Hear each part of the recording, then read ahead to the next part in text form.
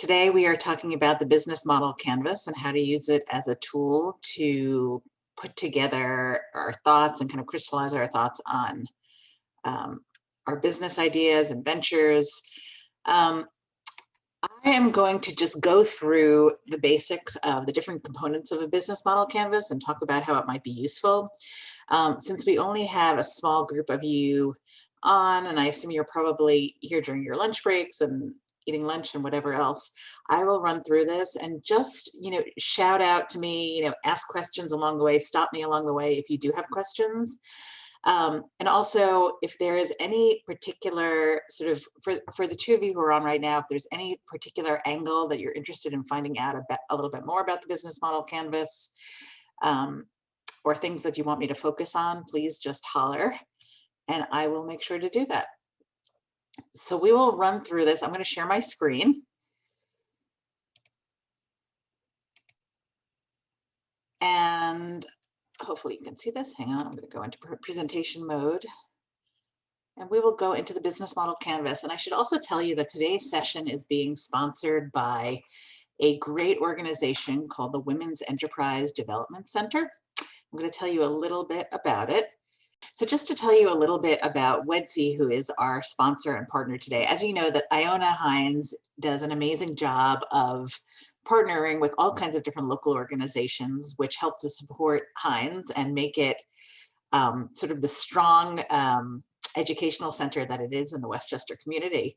And Women's Enterprise Development Center has partnered with Hines in the last year or so in providing Hines with a lot of thought capital and content, and also is a great resource for a lot of students, or I should say your students, to further their business ideas. WEDC's mission is to empower entrepreneurs to build successful businesses by providing high quality training programs, advisory services, and access to capital, with the goal of generating economic growth locally here in Westchester and the Hudson Valley. Even though it is called the Women's Enterprise Development Center, it is open to both men and women and businesses at all stages, whether it's starting up, growing businesses, or helping establish businesses succeed. It provides all kinds of wonderful programs, training programs for those who are just starting businesses. It provides workshops, one-on-one counseling, mastermind groups, meaning it gets entrepreneurs together to share ideas, all kinds of minority and women business certification for those of you who may be interested in that, and business workshops on all kinds of different types of target topics. So I would just, if any of you are curious to hear what they have to offer, most of their workshops are free. You can go to www.wedcbiz.org to learn a little bit more about what resources might be available to you. So it's a great group of people, and I encourage you to find out a little bit more. But now we're going to get into the context and content of the day, which is trying to understand the business model canvas. I don't know how familiar you all are. Rob, I know you probably know about it a little bit, but we will go do an overview of why it's useful and what the different components are. For some of you, you may be familiar with writing business plans, and I do a lot of work teaching the writing of business plans, which can be a very onerous and lengthy process. But the business model canvas is really a very quick tool for coming up with a business idea and trying to understand what are all the components of the business that need to interact with one another to make it successful. So it's almost like a very short, quick and easy way to come up with a business plan, and a very flexible tool for being able to change your business model over time. So it's really sort of a very fast way of getting your ideas on paper. It helps to give you insights about the customers you serve. Its big focus is about the value proposition you're offering, how you're going to deliver this value proposition through what channels. And then also there's a financial component, which is just generally speaking, how your company makes money. How are they going to bring in revenues, and what are going to be the costs? And of course, looking at those two together, what types of profit potential your business might have. again, the key to this business model, it's a very visual type of model. So it helps you really understand how different parts of your business interact with one another. And as you start to think about how one piece interacts with the other, you can actually tweak things so that everything works in sync all together. So this is a visual, sorry, that's a little bit of, uh, um, excuse me, blurry, but it is a visual of what the business model canvas looks like. And for those of you who might be interested in learning more in detail, I recommend this book. It's called Business Model Generation, and it's by Alexander Osterwalder. And he puts together all these components of the business model canvas in a very easy to understand book. I know that we have some copies at the Heinz Institute if you're interested in taking a look. And one other book that I would recommend is this book called Value Proposition Design, which goes a little bit more in depth to the value proposition section of Business Model Canvas. It's also by Osterwalder, and we have copies of this at Heinz as well. And they're very easy to understand, quick reads, lots of visuals, which can help you learn a little bit more. I know I really can't do this justice in the short time that we have together. But this is what it looks like visually speaking. It's sort of all the interrelationships between different pieces of the business. And I'm going to talk through today each piece of this and what types of things you can think about in breaking down each piece of the business model canvas, how you can go about thinking about it. And really, like even in an afternoon, you can go through this business model canvas and quickly get your thoughts down on paper pretty easily. So it's really great for that. So there are 9 building blocks of the business model canvas, and I'm going to talk you through them at a very high level. The first starts with your customer segments, and it really starts with understanding who are your customer segments and really getting into their heads of knowing what is it that they want, what are the things that they do in their daily lives, what are the pains, what are the gains, and really kind of understanding who are those people that you're serving. After you have an idea of your customer segments, the second piece of the canvas is your value proposition.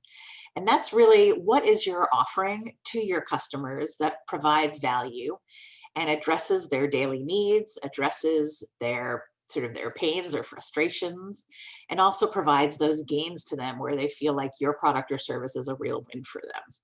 I think this value proposition piece is probably the most central part of the business model canvas.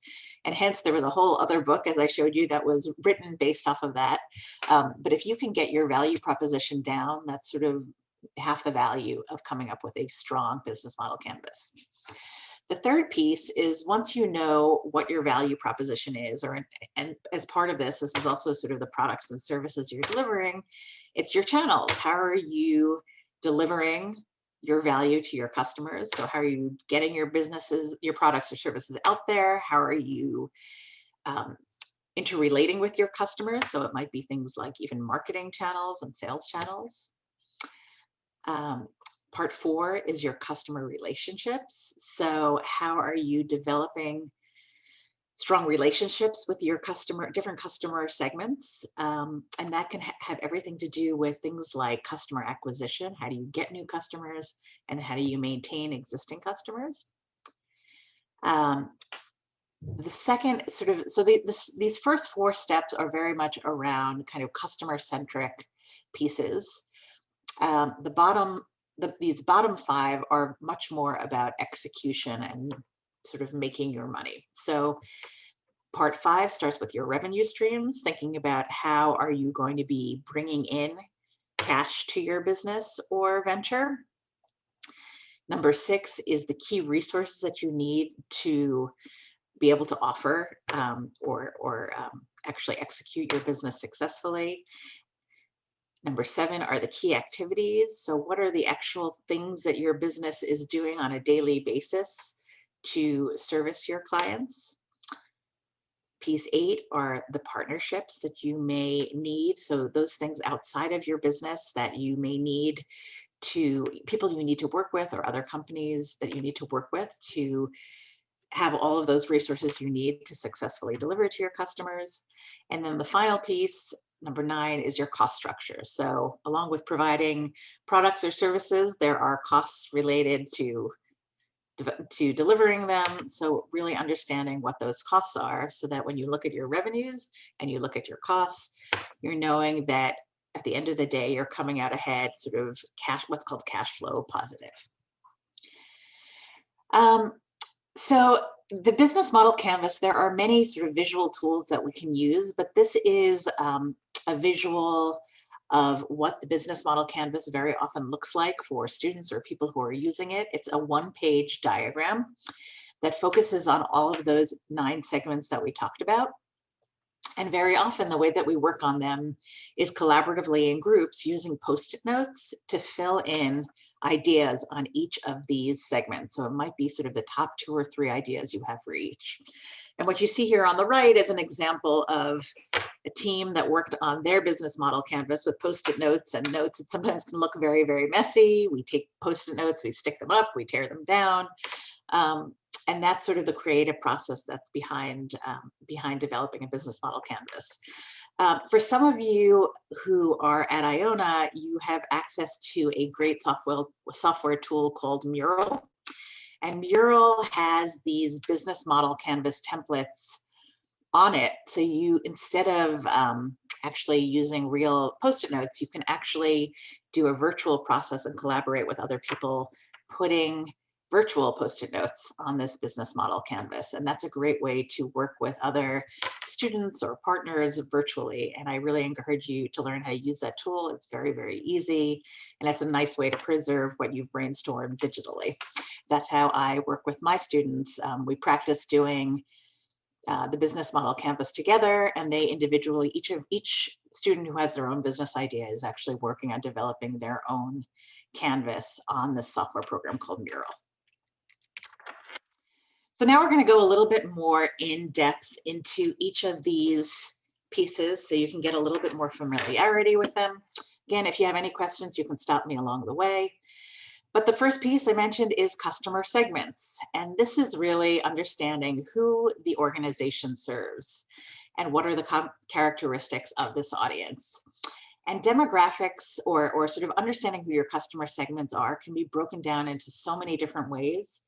But the key ways that I like to think about it are things like demographics. And demographics can be things like age, where do people live, could be educational background, it could be income, things like that, things that you could probably find in things like the US Census, sort of just breakdowns of any kind of geographic area, you can probably find them by demographics.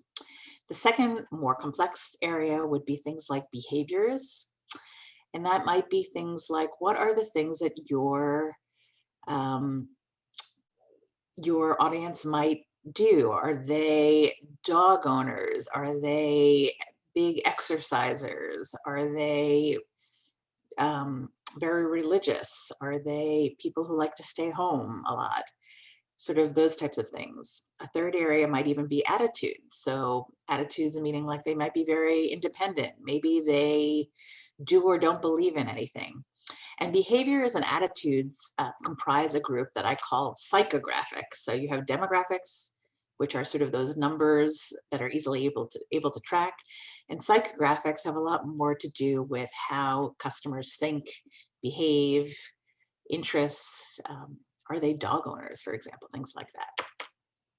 So those are ways that I think are a really great way to sort of start to brainstorm what your customer looks like. And for some of you, you may be familiar with design thinking, which I think is also a really wonderful tool to use. Design thinking always starts with customers and envisioning, what might be 2 or 3 key customers for you, and developing almost like an outline of, giving them a name, describing what they look like, what they do in their everyday jobs, what they do during the course of their day, what are their attitudes.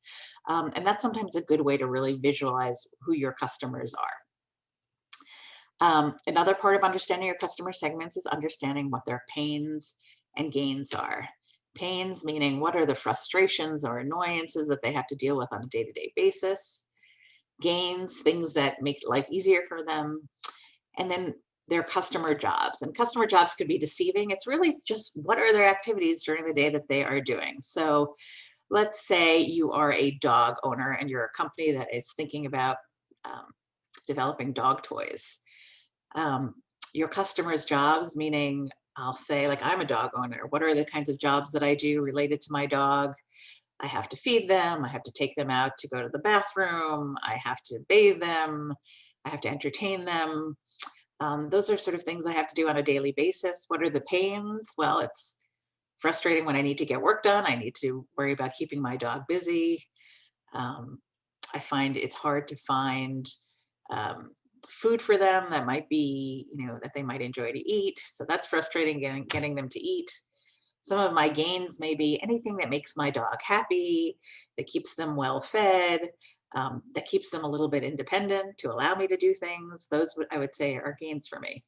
So those are some things that you can think about when you're developing what's called a customer map. And over here on the right side, a little bit of a deeper look into your customer segments is what I would call this customer map. And this is a template that's also available on Mural for you if you really want to get into the heads of what your customers are looking for. The second piece is what I would call is the value proposition. This is something that's really, really important. As I said, I think this is the most important part of your business model canvas. It's thinking about, after you think about that circle of who your customers are, it's translating it to, okay, well, if I know what my customers' pains and gains are, what are the pain relievers and the gain creators that I can offer them that are valuable to them? And once I've thought about that, how does this translate into the products and services that I am offering to them? So this is what you would call the value proposition map. And it's also a key piece of your value proposition segment. And you can find in Mural a template for this as well, which I think is a great thing to work on. So I always like to work on examples with my classes. We always talk about Starbucks since it's a familiar example of a business that everybody knows. It's a great example to use with students. When I think about Starbucks, how are they creating gain creators? I think, saving customers time when they pick up coffee. Their mobile app is a big gain creator. What's a pain reliever?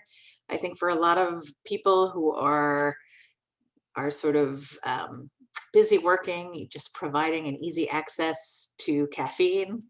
That's, just because they're tired all the time, that's something that might relieve a pain. Um, when Starbucks were actually live and open and their seating areas were open, even providing seating where people could find a place to work during their day, I think it relieved the pain of finding a workspace throughout the day. It was also a gain creator in that it provided a great opportunity for people to gather together in one place. Next, we're going to talk about channels. So channels is how the value proposition is delivered to customers. So I think of channels in three key areas. First is communications, which is marketing channels. That's something that is very tangible to a lot of students. So how are you going to reach your customers? How are you going to speak with them? For some, it might be through social media. It might be through traditional marketing channels like TV ads, radio ads, through magazines. It might be word of mouth. It can be any of those types of things. Then there are distribution channels. So how we're actually getting our products or services directly to the customers. In the case of Starbucks, I think they have several distribution channels. Obviously, they have retail stores, but many of you have probably also seen that in supermarkets now, you can get Starbucks products. You can buy K-cups, you can buy bags of coffee. So I would say supermarkets are another channel that Starbucks is using to distribute. You may see pop-up stores in hotels, or even I know at Iona, there's a Starbucks. That might be another distribution channel. So there are actually many, many distribution channels for Starbucks. And then sales channels, how is it sold to customers? So it's things like, it could be directly at a counter of a retail store. It might be through Amazon. You could buy Starbucks products. Again, it could be through um, grocery stores.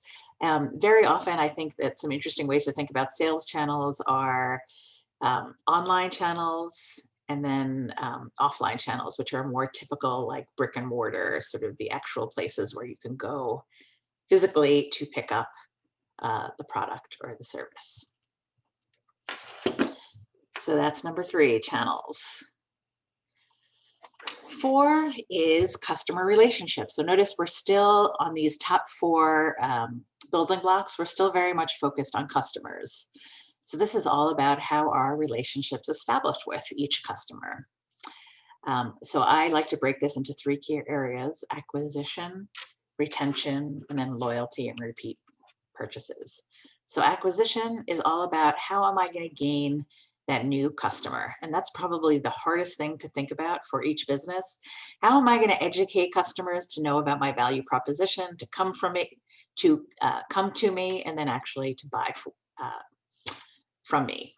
How am I going to get the word out? How am I going to build any kind of relationship that they trust me and think that there may be, a reason to interact with me? So that's a very important piece.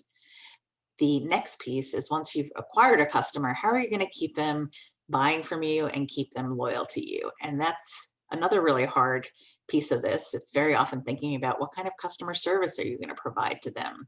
What kind of outreach will you have to really understand what their needs continue to be?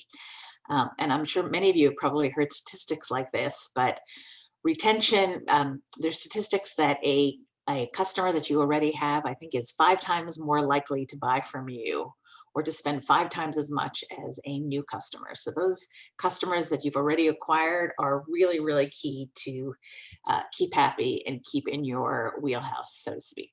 And that's where loyalty comes to play, which is thinking about not only retaining those customers, but keeping them with you for a very long time, making them very loyal and making sure that they are repeating their purchases over and over again. So how does your specific business model develop the kind of relationships where they are repeating their purchases?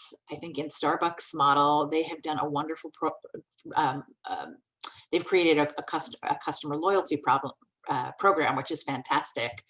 And I think they offer you stars for the number of drinks that you buy. And the more drinks you buy, the more free drinks that you get. So that's a great way of making sure that once the customer has bought, say, their 5th cappuccino, they're going to keep buying to make sure they get their free 6th cappuccino. Or it might be that they push reminders that, it's time. Some companies might sort of push reminders through you through emails or text saying it's time for you to buy your refills for something. I think about HP Instant Ink, if some of you have that. It's a great program for those who have HP printers. It automatically reminds customers that they are low on their ink, and it will send that ink right out to them so that they don't even have to think about it. So next, we're going to walk through the lower part of our sort of more of the operational piece of our business model canvas. And it's the revenue streams piece. And that is, what are the revenue streams that result from the value proposition that you're offering to customers? And in which ways is cash brought into the organization? And this is critical to whether you're thinking about whether your business is ultimately going to be sort of realistic. Is it viable? And is it sustainable and desirable? I'm sure a lot of you have heard of those 3 things, meaning, can we make money on an ongoing basis so that the business or organization can stay afloat in the long term? So revenues are a key part of that, because when you look at, you need to have large enough revenue streams that you're covering all of your costs and then some, so that you have some profit at the end of the day to either reinvest in your business or to be paying yourself as a business owner. So revenue streams can look like many things. They look like different things for-profit businesses than for non-for-profit businesses. And they also look different for product-based businesses and service-based businesses. So For a product-based business, your revenue stream may come from one-time purchases. So it might be something like, if we're talking about coffee companies, it's a one-time purchase of your cappuccino when you walk into the store. Another revenue model is recurring revenue, meaning that you are constantly having people come in to refill their coffees. So you know that you may give them a cup or some kind of special cup, and people are going to constantly come in to refill their coffees on a regular basis. For some coffee companies, I've seen some great online coffee companies that refill your coffee every month. You just sort of sign up for a year's worth of coffee, and every month you know that fresh coffee is coming and being delivered to your door. Some other revenue models, in particular for nonprofits, are things like grants and donations, meaning if you run a nonprofit, to make sure that you can do the great work that you want to do, you need to think of ways that you're going to be getting donations from individuals or corporations or foundations that help to sustain you, or maybe getting grants from, let's say, local governments or government other kinds of institutions where they are paying you grant money to continue the work that you're doing. And then another example of a revenue stream might be interest payments. So if you have large amounts of money, which I hope you all will, in your business, rather than just sort of keeping it under the mattress, you might actually want to put it in a bank account or an investment account to generate interest from the money you've earned. So that might be another way that you can earn revenues. But the list of revenue streams are endless. We don't have time to talk about all of them. I mean, it can even be things like advertising. If you have a website that focuses, I'm going to give the example of dog toys again. If you have a lot of traffic to your website, you may be able to work with other dog companies and have them advertise on your site, so that you're getting additional revenue from that. I think of the company Chewy.com, which is a pet store website that has huge traffic, and very often they'll feature advertisements from different companies of dog food companies and other things like that. Because they have so much traffic, they are able to use that traffic as an asset from which to charge advertising revenues. Now we're going to move to piece 6, which are the key resources you need to offer and deliver the value proposition to the customer successfully. So thinking about, if you want to deliver a product, let's think of Starbucks again. What are all those assets that you need to be able to deliver to the customer? Well, if you're going to have all these stores all over the world, you need physical storefronts. To be able to buy and lease all of that property, you're going to need huge financial resources to be able to buy the real estate. And other physical assets might be the coffee beans, the machines and factories that process those coffee beans. Of course, you need financing to purchase all of those things as well. You might need intellectual assets, meaning, what's the recipe to make your best brews of coffee? And then, of course, there are the human resources, which is really most businesses can't run without the human beings behind them to run operations, whether it is the baristas at the stores or people working at the coffee manufacturing plants. It might be even the farmers helping to harvest the coffee beans. It is the people in the finance department and the marketing department, etc. So different businesses require different types of resources. Obviously, the more resources you require to deliver your product or service, the more revenues you need to bring in to cover the cost of all of this. Next, we are going to get to piece 7, which is key activities. And these are all the things that an organization has to do to make the business model work. So it's about executing. So what are the key activities of Starbucks, for example? It is things like harvesting coffee beans. It is manufacturing and packaging coffee beans. It is the service of, taking orders and being able to deliver them to customers in the store. When we think about service businesses, the key activities might be a little bit different. I own my own business consulting service business. So what are my key activities? It is working with and advising clients on a regular basis. It might be developing new ideas or kind of thought models or structures to help use with my clients. And it also might be things like new business development. I need to go out and find clients all the time. So working hard to sell my services to businesses. So those are some key activities.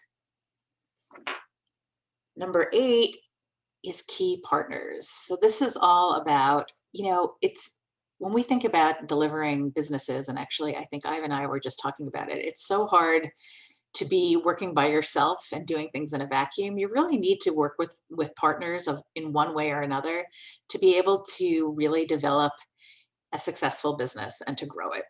And if you don't have certain capabilities in-house, or for example, if you don't work with partners that have certain skills that you don't, you need to find those kinds of resources and skills outside of your business. And you can do that through things such as strategic alliances with other businesses, meaning that might be able to offer complementary services or products that you don't offer. There are things like co-opetition, which might be even working with competition to develop better products. You know what I think is a great example of that right now is the coronavirus vaccine. You see a lot of large pharmaceutical companies who are enormous competitors, but they're actually working now together to bring these vaccines to market, sort of knowing that it's sort of a win-win for everybody. It's a win-win for society to be able to bring more vaccines to market, and everybody is sort of getting a piece of those sales ultimately. Joint ventures might be another great kind of partnership, meaning working with a partner or another company in a formalized way to have people provide complementary services or products to one another. And then lastly, I think about supplier relationships as being key partnerships. So again, I think about Starbucks, the Starbucks example. They can't necessarily harvest the amount of coffee beans that they could really use to service all their stores all over the world. So they no doubt work with coffee co-ops and coffee suppliers all over the world, coffee farmers, to supply some of those coffee beans and coffee products to be able to actually manufacture those coffee products that we see in the stores or sold in the supermarket. So again, it's all about key partnerships. To me, is all about finding what you need that might be missing to offer the value proposition to your client. So again, even in service businesses, as I mentioned, I do a lot of work with entrepreneurs, helping to develop their business strategies. But there are certain skills that I don't have. For example, like developing websites for their businesses. So I might work with someone that I know that's great at developing websites for small businesses. And I might refer my client who's starting up a business to this website developer to develop a great website to reflect this new business they're developing. And we work to and I might work with those website developers who might be able to refer business to me, and I might refer business onto them. So that might be an example of a partnership. Then last but not least, we have cost structure. And that's sort of the reality of all the costs incurred to operate the business. And our costs are many, unfortunately, when we're running a business, but it's really important for us to have a hold of what the realities of those costs are going to be. And costs are found in many different categories. It can be costs to acquire our customers. So how do we get that first customer in the door? And it might be things like spending money on marketing or on trial products, things like that. We need to spend money on retaining customers and making sure they're happy. So we need to spend money on things like customer service. or maybe things that we want to give to our customers to make them happy, little freebies, gifts, things like that. Of course, one of the largest cost areas is the cost to produce, offer, or deliver our value proposition. So that might be things like materials, in the Starbucks example, purchasing all those coffee beans and all of those manufacturing facilities to make those coffee beans, and the delivery trucks, things like that. In the case of service-based businesses, costs might be a little bit lower. So I think about what are my key cost areas. It's things like, it's my phone bill, it's my insurance bill, legal fees to come up to develop contracts, my stationery supplies, it might be travel expenses. I work from a home office, so I'm lucky that I don't have to pay a lot of rent. And any other costs to run operations. And when we think about what our costs are, especially we need to think about startup costs, meaning before we even start running our businesses, what are going to be the costs to just get started up and running? It might be things like buying a web address and then finding a company to host our website, finding somebody to help build our initial website. Things like that might be startup costs. And then the ongoing costs to run the business. There are different types of costs. There are fixed costs, meaning costs that you incur no matter how many products you sell. There are variable costs, like extra costs for each items sold. I'm not going to get into that. That's a whole other business school lesson. But really important to get a hold of what our costs are, because if we can't cover our costs, we really can't run the business, and the whole business model really doesn't work if at the end of the day we are not cash flow positive, or we are not at the end of the day, if we don't have money left over again to invest in our business or to invest in ourselves as a business owner. So I'm going to talk a little bit about how all these pieces again flow together. But before I race on, just wondering, does anybody have any questions? I went through a lot of information really quickly about any of those sections of the business model canvas. I don't have any questions, but I really like the detail that you went into. So thank you. I think that clarifies a lot of things. Okay, thanks. I know a lot of people have heard about the business model canvas, but they don't really know how it works or how it's used. And it's, again, sort of once you've seen it, it's pretty easy to understand how it works and to break down the pieces. So another way I like to look at this business model canvas is in totality, since as I mentioned before, each component or section of the canvas really needs to work with the others. And these are sort of other interesting ways to break it down. I was talking about the top half versus the bottom half.